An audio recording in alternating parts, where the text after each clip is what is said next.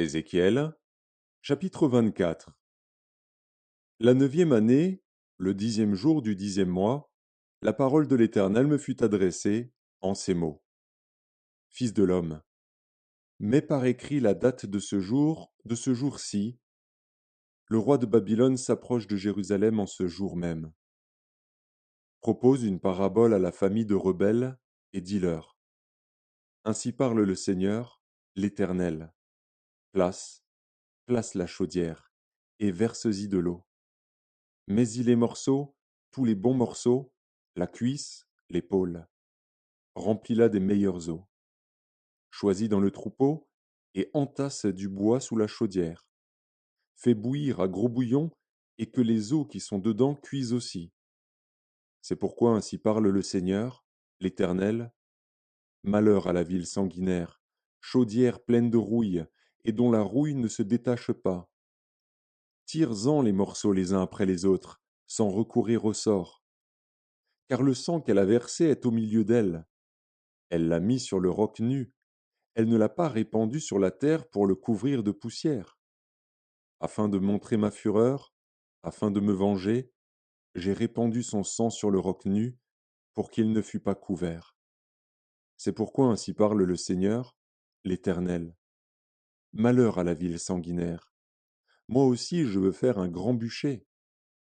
Entasse le bois, allume le feu, cuis bien la chair, assaisonne-la, et que les os soient brûlés. Puis mets la chaudière vide sur les charbons, afin qu'elle s'échauffe, que son airain devienne brûlant, que sa souillure se fonde au dedans, et que sa rouille se consume. Les efforts sont inutiles, la rouille dont elle est pleine ne se détache pas. La rouille ne s'en ira que par le feu. Le crime est dans ta souillure. Parce que j'ai voulu te purifier et que tu n'es pas devenu pur, tu ne seras plus purifié de ta souillure jusqu'à ce que j'aie assouvi sur toi ma fureur. Moi, l'Éternel, j'ai parlé. Cela arrivera, et je l'exécuterai.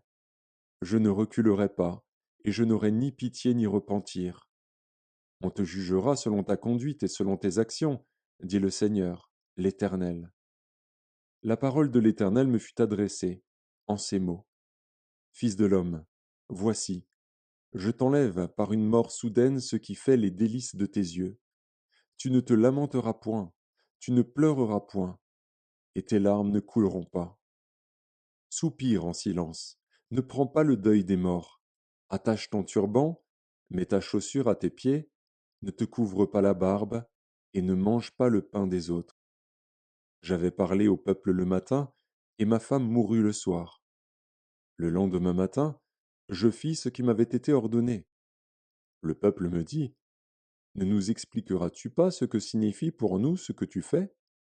Je leur répondis, la parole de l'Éternel m'a été adressée en ces mots. Dis à la maison d'Israël, ainsi parle le Seigneur, l'Éternel.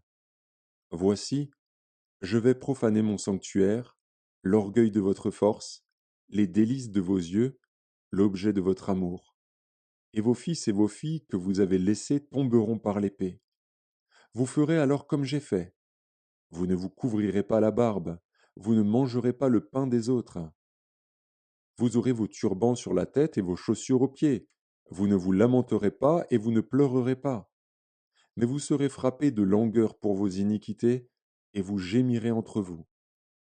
Ézéchiel sera pour vous un signe. Vous ferez entièrement comme il a fait. Et quand ces choses arriveront, vous saurez que je suis le Seigneur, l'Éternel. Et toi, fils de l'homme, le jour où je leur enlèverai ce qui fait leur force, leur joie et leur gloire, les délices de leurs yeux et l'objet de leur amour, leurs fils et leurs filles, ce jour-là un fuyard viendra vers toi pour l'annoncer à tes oreilles. En ce jour, ta bouche s'ouvrira avec le fuyard, et tu parleras, tu ne seras plus muet.